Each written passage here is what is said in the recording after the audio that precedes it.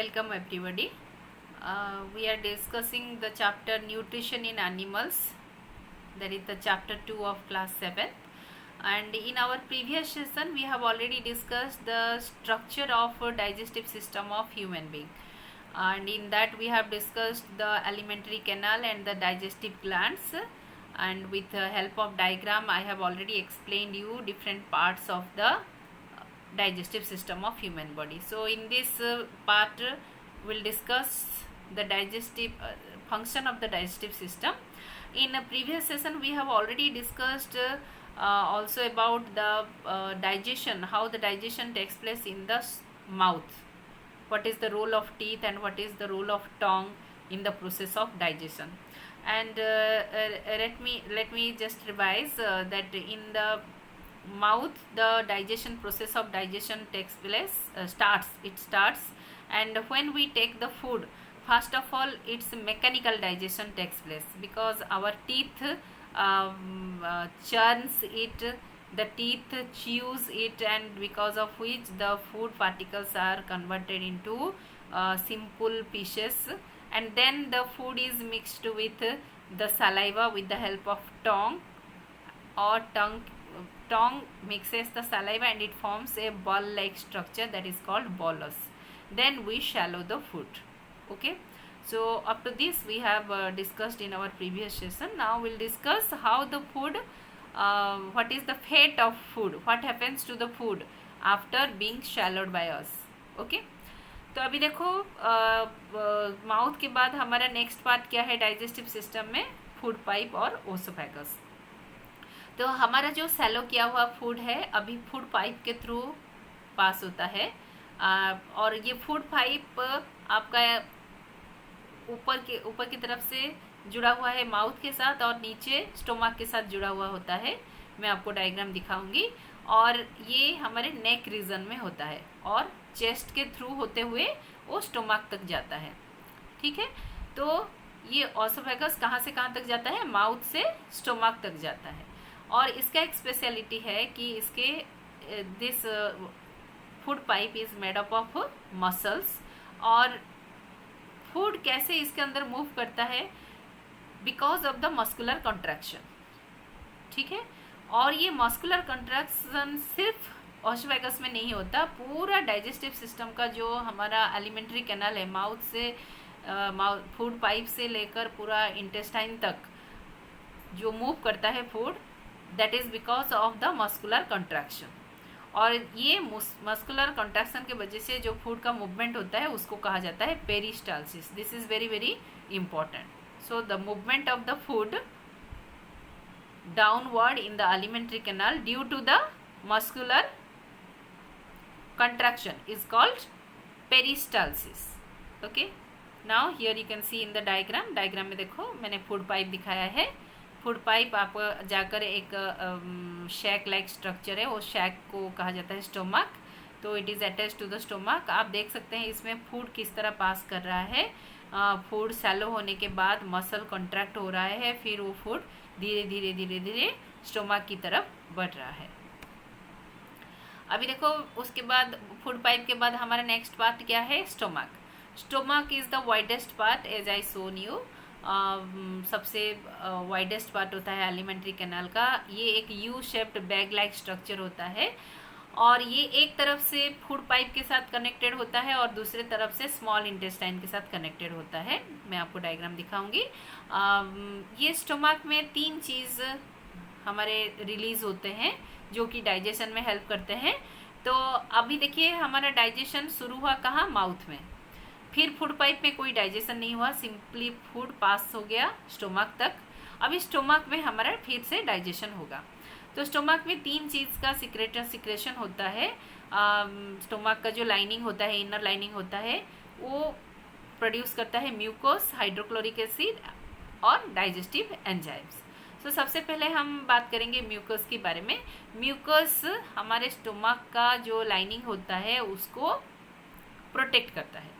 तो किससे प्रोटेक्ट करता है, हाइड्रोक्लोरिक एसिड से प्रोटेक्ट करता है.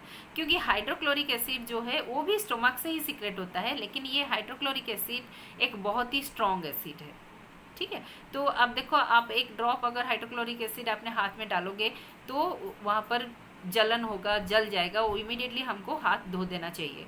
तो उसी तरह अगर ये हाइड्रोक्लोरिक एसिड हमारे स्टोमक को मसल के कांटेक्ट में आएगा तो क्या होगा, स्टोमक का मसल भी नष्ट हो जाएंगे, गल जाएंगे। तो गल जाने से बचाता है कौन, म्यूकस बचाता है, ठीक है। तो म्यूकस का काम है to protect the stomach lining from the hydrochloric acid. दूसरा सिक्रेशन क्या है हमारे स्टोमक में, हाइड्रोक्लोरिक एसिड। हाइड्रोक्लोरिक एसिड का काम क्या है, to kill the bacteria present inside the stomach. Stomach में कुछ हार्मफुल बैक्टीरियाज भी होते हैं, यूजफुल बैक्टीरियाज भी होते हैं। जो हार्मफुल बैक्टीरियाज है उसको हाइड्रोक्लोरिक एसिड मार डालता है। उसके अलावा सबसे बड़ा इंपॉर्टेंट काम आपका हाइड्रोक्लोरिक एसिड करता है, जो कि डाइजेशन में हेल्प करता है। हमारे स्टोमक में तीसरा चीज जो है, डाइजेस्टिव एंजाइम सीक्रेट होता है। लेकिन ये डाइजेस्टिव एंजाइम सीक्रेट होने के बाद इमीडिएटली फूड को डाइजेस्ट नहीं कर पाता, इसको एक्टिव होना पड़ता है। तो एक्टिव कौन करता है, एक्टिव करता है आपका हाइड्रोक्लोरिक एसिड, ठीक है। तो ये हाइड्रोक्लोरिक एसिड का काम क्या है, to activate the digestive enzyme. तब जाकर आपका डाइजेस्टिव एंजाइम फूड को ब्रेक डाउन करेगा, डाइजेस्ट करेगा। तो अभी कौन सा फूड हमारे स्टोमक में डाइजेस्ट होता है, प्रोटीन। हमने आपको तीन कंपोनेंट जो कि डाइजेस्ट होता है हमारा डाइजेस्टिव सिस्टम में, उसके बारे में मैंने बताया था। वो है आपका कार्बोहाइड्रेट, फैट एंड प्रोटीन। तो कार्बोहाइड्रेट का डाइजेशन हमारे माउथ में शुरू हो गया है, अभी प्रोटीन का डाइजेशन शुरू हो जाता है हमारे स्टोमक में। तो स्टोमक में क्या होता है, फूड इज पार्शियली डाइजेस्टेड। अभी ये पार्शियली डाइजेस्टेड फूड कहाँ चला जाता है, स्मॉल इंटेस्टाइन में चला जाता है। उससे पहले मैं आपको डायग्राम दिखा के समझा दूं। ये है स्टोमक। स्टोमक के ऊपर वाले पाइप को कहा जाता है ऑसोफेगस, और नीचे से जुड़ा हुआ पाइप को कहा जाता है स्मॉल इंटेस्टाइन। और स्मॉल इंटेस्टाइन का ये एक हिस्सा है जिसको कहा जाता है डियोडेनम, और ये जो बैग लाइक स्ट्रक्चर है उसको कहा जाता है स्टोमक। अभी हम जाएंगे स्मॉल इंटेस्टाइन में। अभी स्टोमक से जो आपका फूड डाइजेस्ट हुआ वो तो कम्प्लीटली डाइजेस्ट नहीं हुआ, पार्शियली डाइजेस्टेड हुआ। तो that partially digested food now enters into the intestine, small intestine. ये स्मॉल इंटेस्टाइन बहुत ही लंबा होता है। It is in human being, it is adult human being, it is 7.5 metre long. लेकिन ये बहुत ही हाईली कॉइल्ड होता है, जिसके वजह से छोटे से जगह पर ये एकोमोडेट हो जाता है, ठीक है।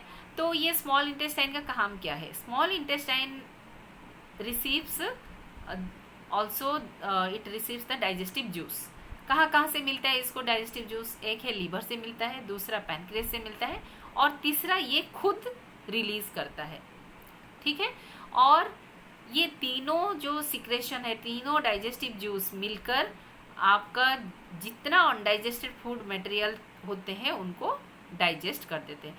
जैसे देखिए, कार्बोहाइड्रेट का डाइजेशन शुरू हो गया था माउथ में, अभी कंप्लीट हो जाएगा स्मॉल इंटेस्टाइन में।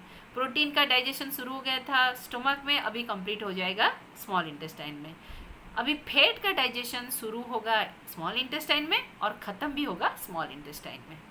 तो अभी ये कंप्लीटली डाइजेस्ट होने के बाद क्या बनता है, याद रखिए, कार्बोहाइड्रेट डाइजेस्ट होने के बाद and product is glucose, and after fat is digested end product is fatty acid, and after protein is completely digested the end product is amino acid। तो ये चीज़ आपको याद रखना पड़ेगा, बहुत ही इंपॉर्टेंट क्वेश्चन आता है आपके एग्जाम में ये, ठीक है। किसका डाइजेस्टिव एंड प्रोडक्ट क्या होता है, ठीक है। तो अभी ये इंटेस्टाइन में जो सिक्रेशन आता है मैंने बताया लीवर से और पैनक्रियास से, तो इसीलिए हम लीवर के बारे में थोड़ा पढ़ेंगे कि लीवर से क्या आता है। मैंने लीवर का डायग्राम आपको दिखाया था प्रीवियस सेशन में और उसका स्ट्रक्चर भी बता दिया था। तो फिर से बता देती हूँ कि लीवर एक रेडिश ब्राउन कलर ग्लैंड है, ये लार्जेस्ट ग्लैंड है हमारे बॉडी का सबसे, और इसमें से एक डाइजेस्टिव जूस सीक्रेट होता है जिसको कहा जाता है बाइल जूस। और ये बाइल जूस लीवर के ऊपर एक छोटा सा स्ट्रक्चर होता है, बल लाइक स्ट्रक्चर होता है, उसमें जाकर स्टोर होता है। उस बल लाइक स्ट्रक्चर को कहा जाता है गल ब्लैडर, ओके। तो ये बाइल जूस का काम है क्या, बाइल जूस सीक्रेट होने के बाद कहाँ जाता है, स्टोर होता है गल ब्लैडर में, और जब जरूरत होता है इंटेस्टाइन में जाता है। इंटेस्टाइन में जाने के बाद ये फैट का जो डाइजेशन, फैटी फूड जो होता है उसको डाइजेस्ट करने में हेल्प करता है। तो बाइल जूस का काम क्या है? To help in digestion of the fat. अच्छा, अभी हम देखेंगे पैनक्रियास, क्योंकि पैनक्रियास से भी कुछ सिक्रेशन हमारे इंटेस्टाइन में जाता है। तो pancreas is a cream coloured gland present in the human body, और इससे आपका पैनक्रियाटिक जूस सीक्रेट होता है जो कि फैट, कार्बोहाइड्रेट और प्रोटीन तीनों को कंप्लीटली डाइजेस्ट करने में हेल्प करता है। अभी आप ये डायग्राम देखो, इसमें मैं आपको दिखा रही हूँ, लीवर है, पैनक्रियास है, और लीवर के ऊपर आप देख सकते हो गल ब्लैडर लेवल किया हुआ है। तो लीवर से जो बाइल जूस सीक्रेट होता है वो गल ब्लैडर में स्टोर होता है, और बाद में वो इंटेस्टाइन में जाता है, स्मॉल इंटेस्टाइन में। और यहाँ येलो कलर ग्लैंड है पैनक्रियास, पैनक्रियास से पैनक्रियाटिक जूस सीक्रेट होता है, वो भी एक डाइजेस्टिव जूस है जो कि इंटेस्टाइन में जाता है। नाउ ये हो गया आपका डाइजेशन ऑफ फूड। फूड का डाइजेशन कहाँ शुरू हुआ?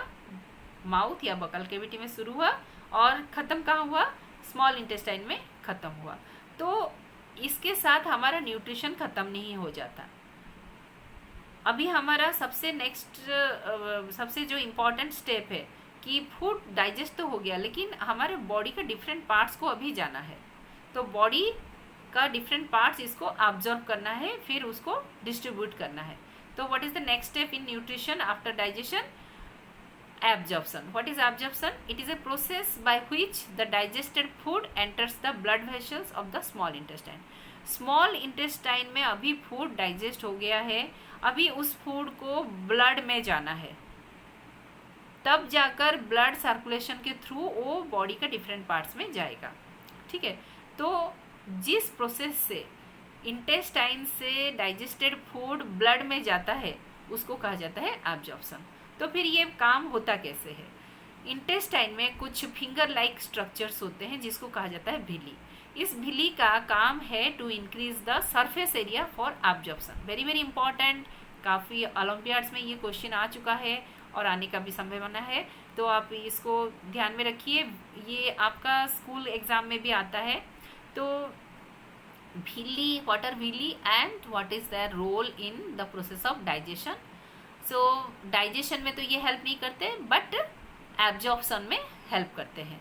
सो villi are the finger like structures present in the inner lining of the small intestine. They increase the absorptive surface for absorption so that the food can easily be absorbed into the blood. मैं आपको diagram के साथ दिखाती हूँ कि किस तरह आपका भिली में फूड ऑब्जर्व होता है। आप देखिए, ये फिंगर लाइक स्ट्रक्चर्स है, उसको कहा जाता है भिली, और यहाँ 3 भिली दिखाया है मैंने। ये हर एक भिली में आप देख सकते हैं ब्लड वेसल्स, एक रेड और एक ब्लू कलर का है। ब्लू जो है वो इम्प्योर ब्लड का, दैट कंटेन्स इम्प्योर ब्लड, और जो रेड है वो है प्योर ब्लड।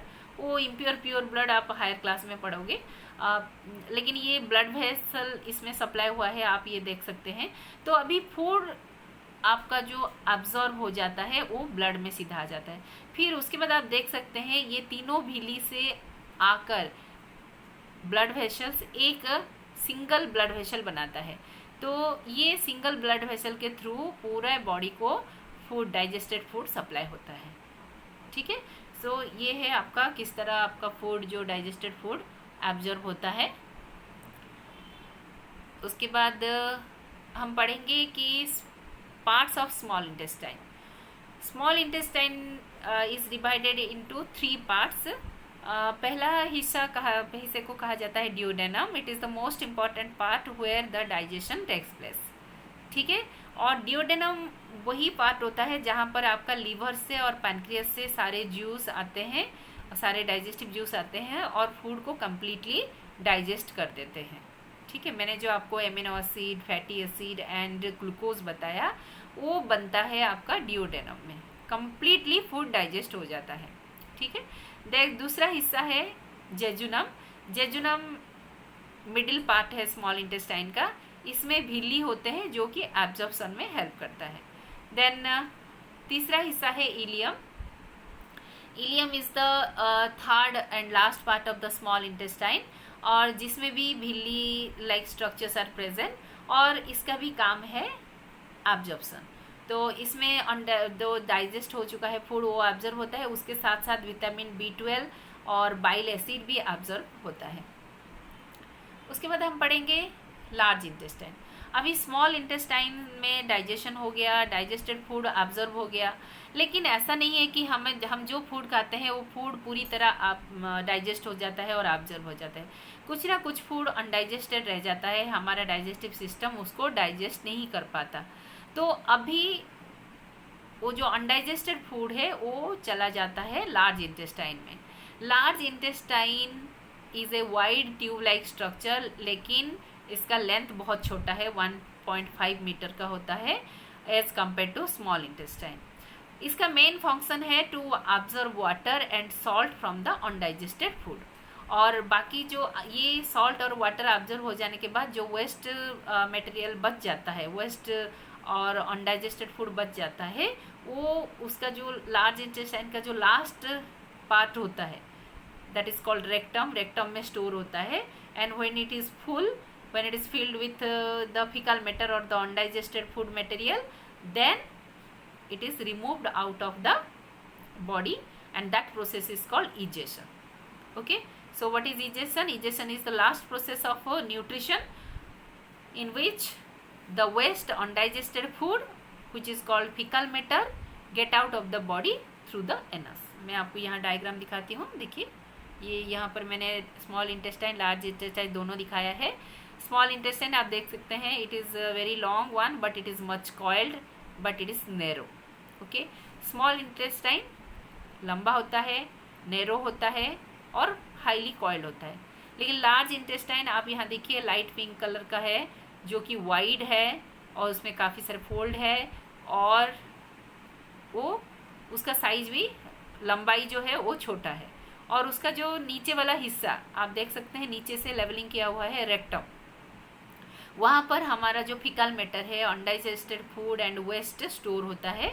और जब ये फुल हो जाता है, जब प्रेशर क्रिएट होता है, then it is removed out of the body through the anus. ठीक है, नाउ हम पढ़ेंगे एक डाइजेस्टिव, कॉमन डाइजेस्टिव डिसऑर्डर।